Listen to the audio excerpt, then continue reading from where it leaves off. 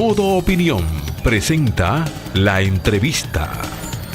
12:35 minutos, seguimos en vivo por Modo Opinión, por la interactiva Sol 106.5 FM. Hoy nos visita el buen amigo, hermano y socio Ronald Martínez, quien nos va a hablar de la normativa de negocio en marcha. ¿Cómo está eso, Ronald? Todo bien. Saludándolos a todos y una vez más agradecido de que nos permitan este espacio, ¿verdad?, para seguir transportando información técnica y de relevancia para la población. Acércate un poquito al micrófono, por favor. En esta oportunidad vamos a estar hablando de la normativa internacional de auditoría 570. Esta norma habla sobre continuidad de negocios. Algo que tiene mucha relevancia para el mundo corporativo, ¿verdad?, y el mundo de la auditoría. Esta norma fue objeto de un proceso de revisión que inició en 2023 y concluyó en diciembre de 2024.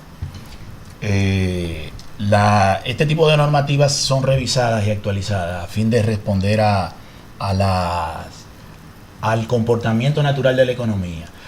Esta norma trata sobre el supuesto que tienen todas las empresas de mantener sus operaciones a lo largo del tiempo y de divulgar o presentar y también mitigar los riesgos que impidan cumplir con este supuesto.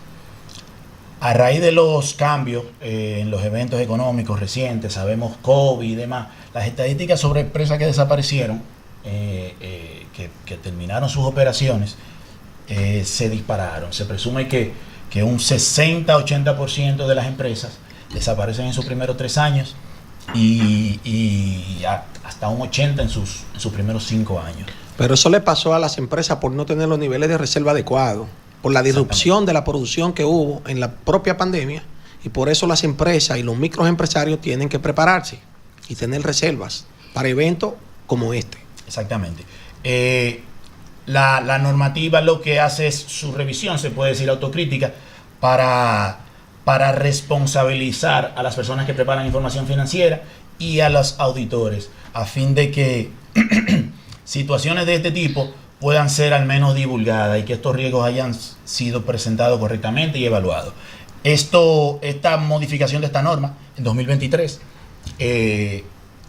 guarda consonancia con la modificación de la norma 315 sobre evaluación de riesgo, que también tuvo una revisión en 2019.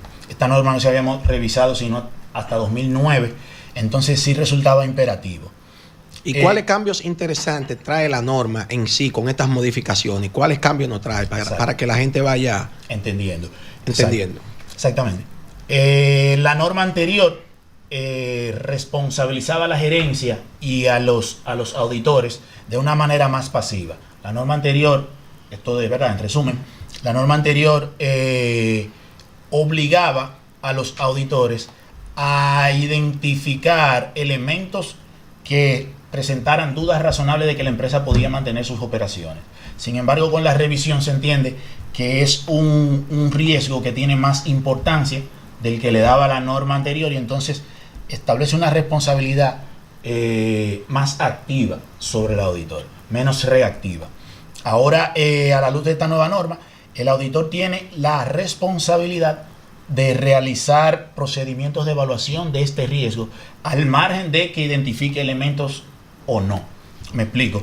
Algo parecido a lo que pasa, no sé, Stalin, tú que estás bien familiarizado, lo que pasa con la NIA 240 sobre evaluación de riesgo de fraude. Ahora el auditor tiene la responsabilidad de presentar una evaluación de este riesgo, incluso para descartarlo. No partiendo de que identifique elementos. Aquí el auditor lo que va a tener que hacer es una evaluación genérica para poder garantizar la continuidad o no de la empresa para la cual va a emitir una opinión. ¿Cuáles elementos financieros pueden atacar o poner en riesgo la continuidad de esa empresa? Eso es interesante que la gente lo sepa. A mí me parece interesante ese tema, sobre todo que coincide con una formación en la que estuve ayer. Estábamos hablando precisamente de negocios en marcha y elementos de riesgo, pero aplicados al sector público. Excelente.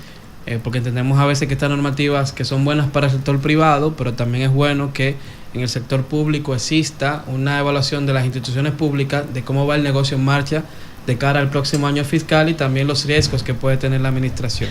Para el sector público esto aplicaría más para la descentralizada, porque las centralizadas tienen apoyo del gobierno central de forma continua y ahí cae el principio de que el Estado es inquebrable. Y eso es un error, esa vaina, hay que arreglarlo. Exacto, y hablamos de aplicar la metodología, no tanto desde la parte normativa, sino desde la visión gerencial de la institución pública. La mejora de procesos. De cómo la mejora de procesos, cómo nosotros, los que de alguna manera tenemos servicio público, podemos garantizar que las instituciones que están bajo nuestro cargo sean gestionadas desde una mirada de la continuidad del negocio y de la evaluación de los riesgos que pueden presentarse dentro de la marcha de la misma institución para que podamos de alguna manera gestionar los recursos públicos de manera adecuada. Yo quisiera que tú, de forma llana, le explicara a la gente qué impacto tiene esto en esta mirada de marcha de negocios y de riesgos, quizás para aquel emprendedor que nos esté escuchando, que hoy está iniciando un negocio y cómo él puede tener desde esa pequeña empresa que tiene, esa barbería, ese colmado, ese salón o cualquier otra pequeña empresa dominicana, cómo la persona que dirige eso puede tener una mirada de gestión desde mantener la continuidad de negocio para su próximo año y prepararse a nivel de riesgo ante cualquier eventualidad que le pueda pasar. Sería importante que la gente escuchara eso. Claro. Excelente tu pregunta y el inicio de tu intervención, ya que asuntos de este tipo eran exclusivos para empresas reguladas, empresas listadas, empresas públicas. Podían tener un enfoque más proactivo sobre este tema.